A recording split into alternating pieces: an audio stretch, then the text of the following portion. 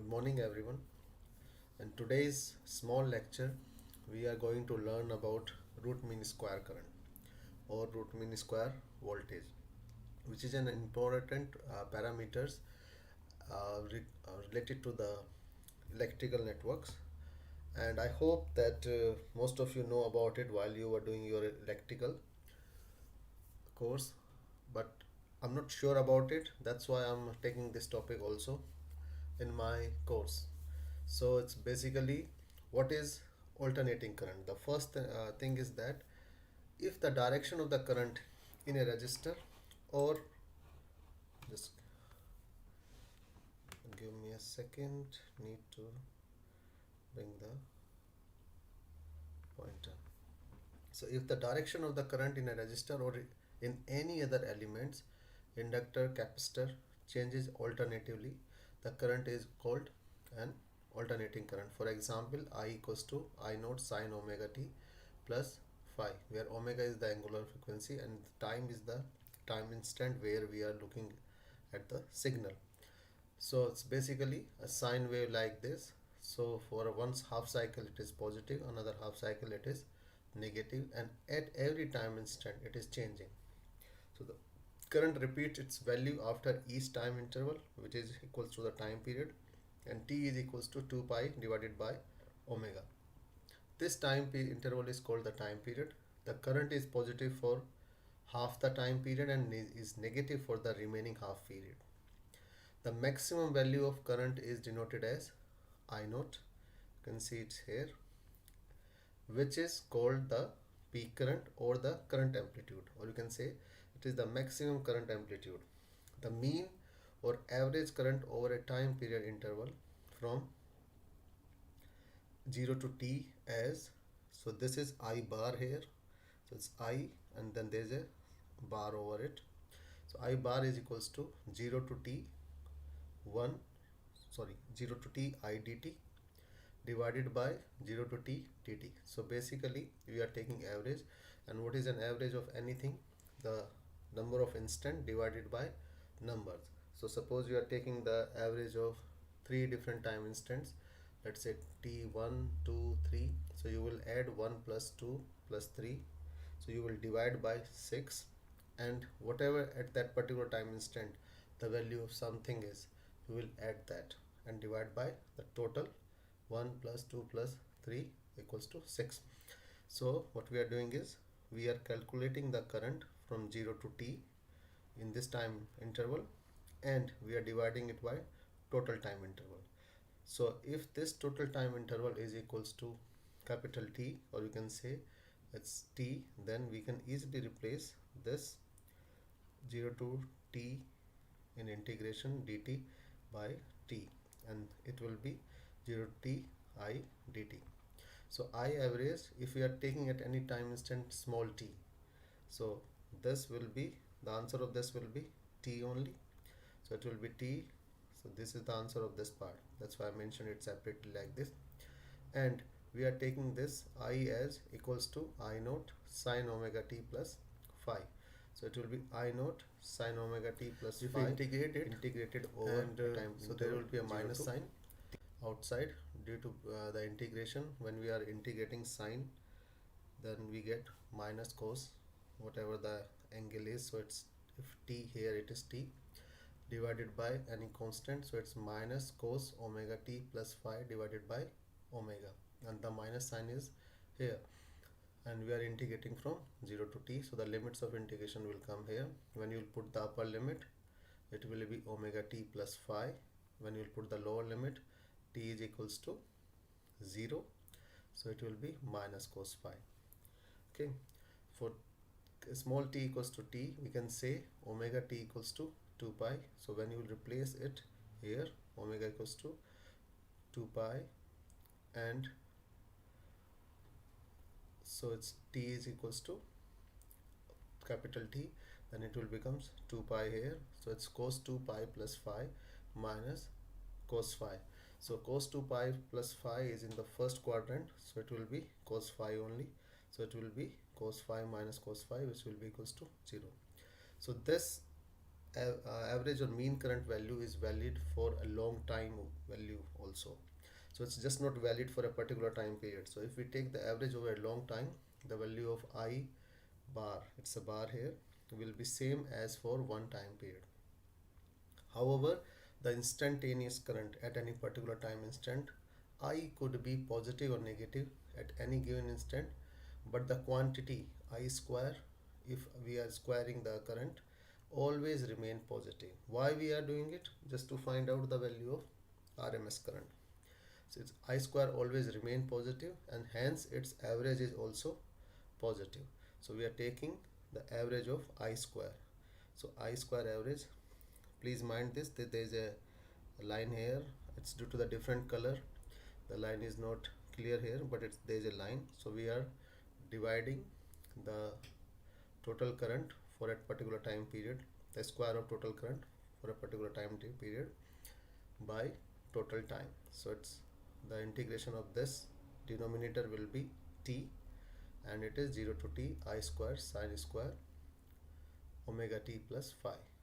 First of all, you will change this to 1 minus cos 2 theta divided by 2 of this form. Remember, this is 2 here.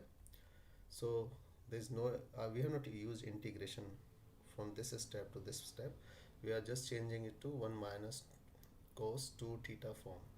So this is constant I square, it will come outside, t is already outside, so it will be I square divided by t, 0 to t integration 1 minus cos 2 omega t plus phi 2. Now we will do the integration. So it will be, I just took everything from the previous page. So when you will integrate, 1 will change to t, integration of cos 2 omega t plus phi will be sine 2 omega t plus phi divided by this constant here is 2 and omega both.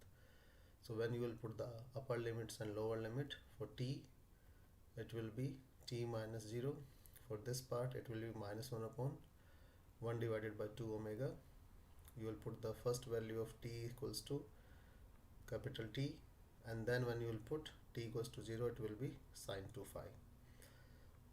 As we know that omega t equals to 2 pi, so we will put the value of omega t equals to 2 pi, it will be 4 pi.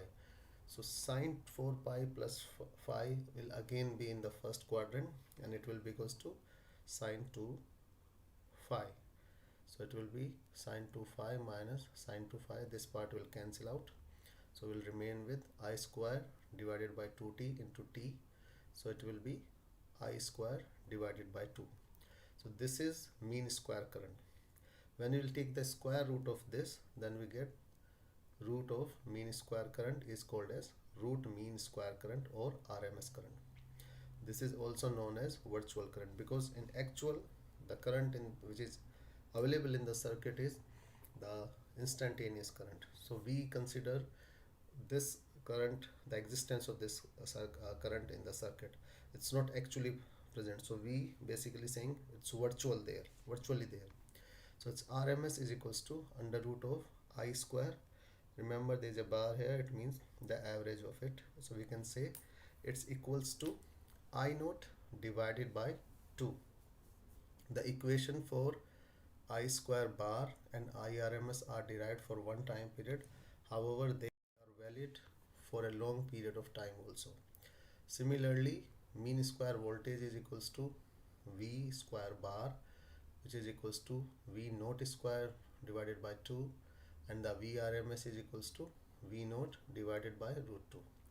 Now, what is the significance of our RMS current and RMS voltage? To understand this, we need to consider a resistor R carrying a current I equals to I naught sine omega t plus phi. The voltage across the resistor then will be equals to V equals to IR, I naught R sine omega t plus phi. Just put the value of this here. Then what will be the thermal energy developed in the resistor during the time period from small t to t plus dt. So you can say for a very small time instant we are looking what will be the thermal energy developed. So it will be I square R dt. If you remember the formula for energy, so it will be I square RT. So it's I square dt here. So in place of I square, we just put I square r, I square, I naught square sine square omega t plus phi here. So thermal energy in one time period. So if we integrate it, this part, or you can say this part, over one time period, it will be from 0 to t. And then again, what we have done in the previous part, we change it to 1 minus cos 2 omega t plus phi, and from there we will get only I square r into t divided by 2. Just do the similar thing. So it will be 1 minus cos 2 omega t plus phi. Then you will do the integration divided by 2. Then you will do the integration. You will put the upper limit. Then you will put the lower limit. So what will remain there will be I square naught rt divided by 2. I square naught r already there. T will come from the solution of this integration, and 2 will also come from the solution of this equation. So now if I replace my I square naught square by I square RMS, then we have to bring, as we know what's the relation between I RMS and I naught. So it is I RMS. Just replace I here and I here, so it will be I RMS equals to I naught divided by 2. When we have to replace the value of I naught, it will be then I naught will be equals to under root of I RMS. So we'll put the value here, 2 will cancel with 2, and we'll get I square RMS RT. So thus, if we pass a constant I RMS current through the resistor, it will produce the same thermal energy in a time period as that produced when the current I equals to I naught sine omega t plus phi pass through it will produce. Same is true for a voltage. This is valid for long period of time also, even though we calculate it for only one time period. V and I are alternating currents, as I told you earlier, are usually measured and mentioned in terms of their RMS values. And due to this reason, they are mentioned in their RMS values. When we say that the household supply, the supply which we use at our homes, is 220 volt AC, we mean that the RMS value is 220 volts, and if you need to find the peak value, it will be 220 multiplied by root 2, and that will be then close to somewhere 311 volts. Now why I included this in our course is that I'm not sure that how many of you know how to find out RMS values when the peak value of a current or a voltage is given. So you must know all these things before you solve any resonance circuit or any electrical circuit. So that's why I included this small lecture in our course also, and there will be some questions, specifically the questions which we used for series RLC circuit or parallel RLC circuit. You might have to find the values of RMS current, RMS voltage, peak current, peak voltage, and all this. That's why I included it in the lectures. Thank you.